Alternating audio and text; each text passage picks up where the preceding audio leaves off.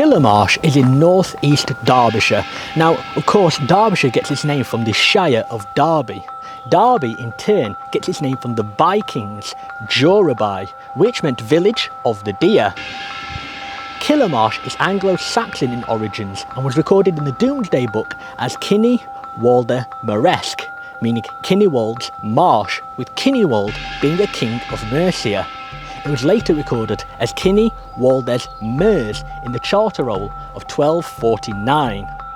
In the Domesday Book, it only had 5 households, putting it in the smallest 20% of places recorded. Its main economy was agriculture and dairy.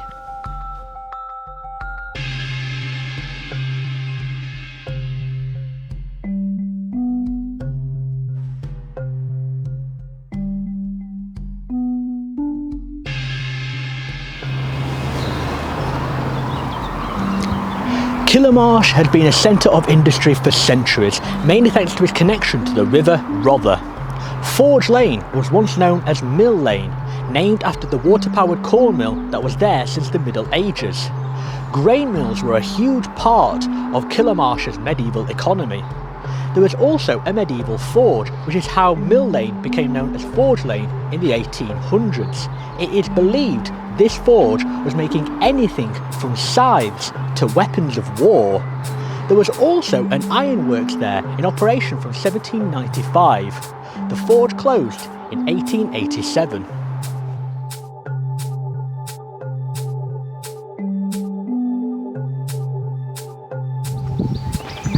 Interestingly, Killamarsh had 3 railway stations in its life. This included Killamarsh West, which opened in 1841 and closed in 1954, Killamarsh Central Railway Station, which opened in 1892 and closed in 1963, and Upperthorpe and Killamarsh Railway Station, which opened in 1897 and closed in 1939. There's also several pubs in the area, with the oldest being the Nag's Head, formed in 1835, and the Crown opened in 1871. We have seen some of the social history and industrial history, but it was the collieries that really developed Killamarsh.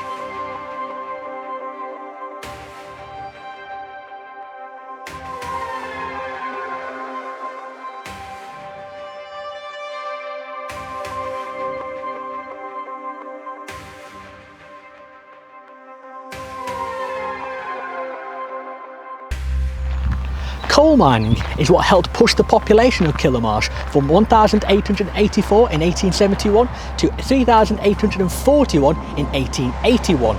Now, coal was being done on a quite primitive scale in the 1400s here, but with the development of Sheffield's metal industries in the 1800s, coal was demanded from places such as Killamarsh and the surrounding areas of Sheffield to fuel their furnaces.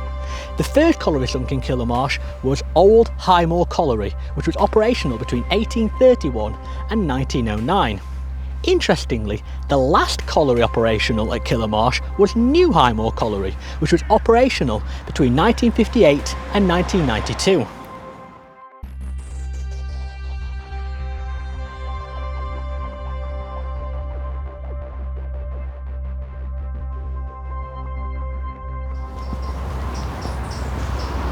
Norwood Colliery was the next. Its first shaft was sunk in 1865 and it was owned by the Sheepbridge Coal and Iron Company. It first found coal in 1867, working the top hard, deep soft and deep hard seams. Although it was producing 400 and later on in its life 800 tonnes of coal a day, it actually closed between 1914 and 1916. Although at its peak in 1933 it employed 772 people, it closed 10 years later in 1943, and in the last years of its life it was actually mainly used for ventilation. There is also the Westhorpe Colliery Memorial, unveiled in 2014 on Green Lane, dedicated to those who worked there and, like Alfred Hales, who died of a coal fall in January 1937, those who lost their lives there.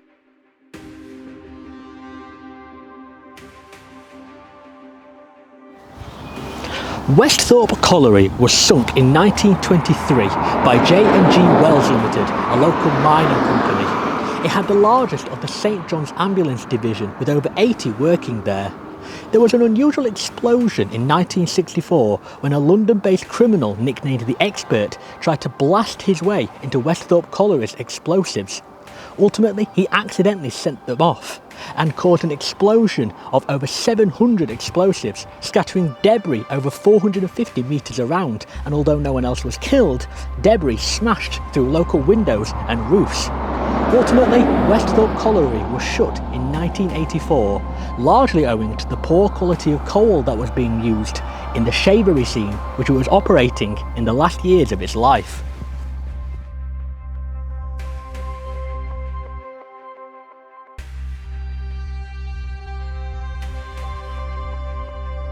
There is also the pillar unveiled in 2011 dedicated to the 64 men who died in the First and Second World War, including Sergeant Major Jack Tantrum on the 14th of July 1916.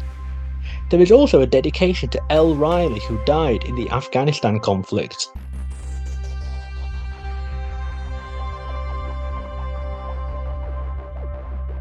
There was not just industry here. Churches have also been a big part of communities like Killamarsh for centuries. We're now off to St Giles Church.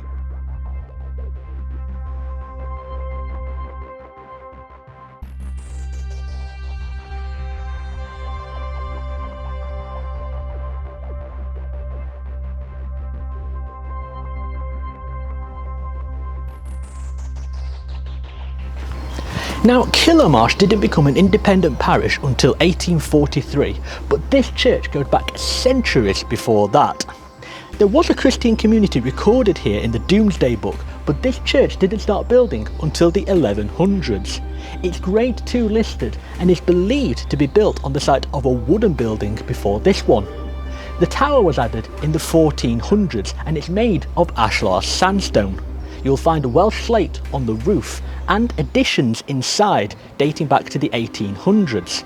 Speaking of which, let's take a look inside, shall we?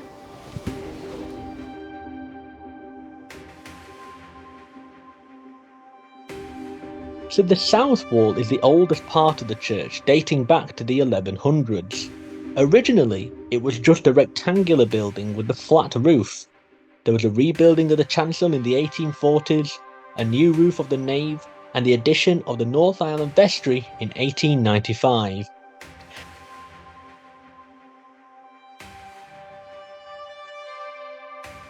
As you walk in, on your left is a Jacobean wooden altar, right beside the 19th century stone altar. There is also the Norman font, which was removed in the 19th century and then returned in 1944. The Victorian font is actually outside. There's a pulpit dedicated to the first rector of Killamarsh, Reverend Edward H. Smith, and a crucifix from Oberammergau in a mission in 1900, which is located in Bavaria, Germany.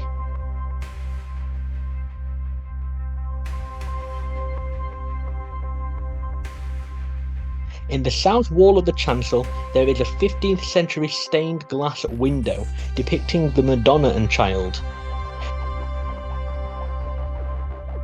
There is also the trowel in here, which was used to lay the foundation stone of the north aisle.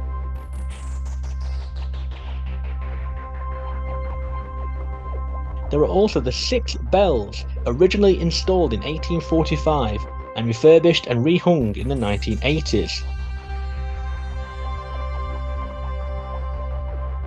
Finally, there is the memorial window, dedicated in June 1919 to those who lost their lives from the First World War and later on the Second World War.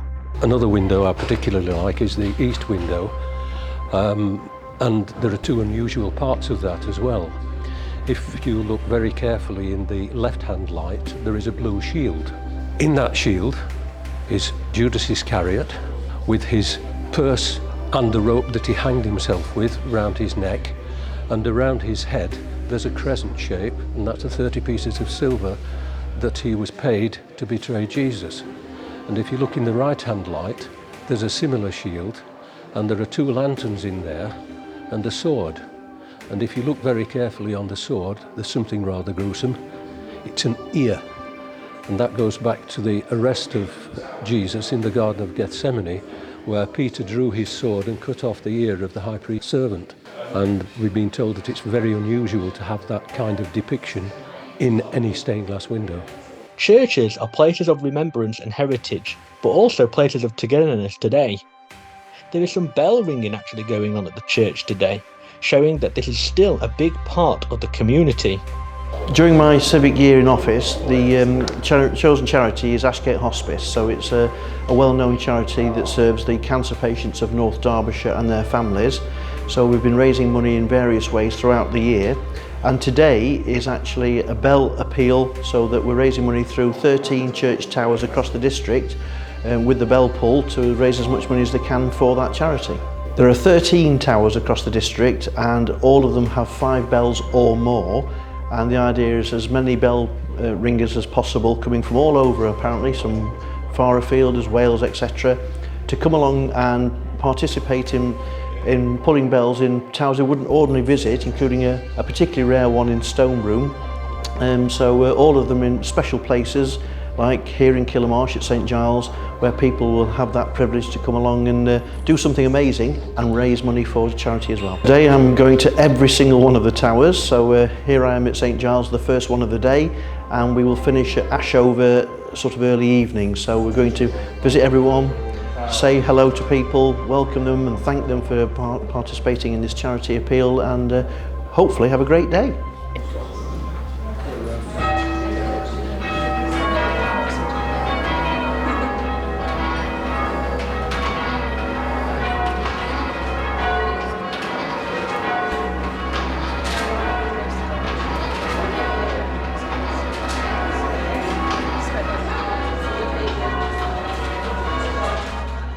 There was also a Saxon preaching cross in the churchyard, one of the oldest parts of the church. There are also stocks in the churchyard as well, as grievances would have been heard in the church, and these grievances would have had to be answered for, and those who answered for them would of course have to take their punishment in the stocks. In the graveyard you'll also find a Commonwealth war grave that belongs to Private John William Cooper. He was served in the Royal Army Service Corps. He died on the 15th of July 1941, aged only 22 years old. He was the son of John Thomas Cooper and Emily Cooper of Killamarsh, and was husband of Winifred Cooper of Sharrow in Sheffield.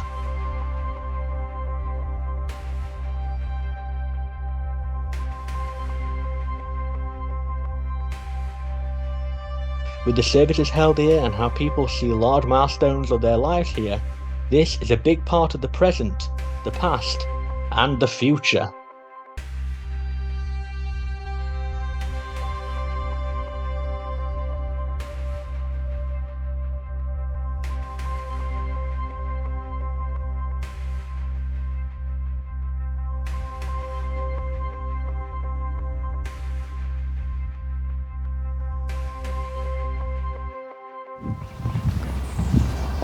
Although Killamarsh may have lost its mining industry, it hasn't lost its mining heritage and it hasn't lost its community spirit.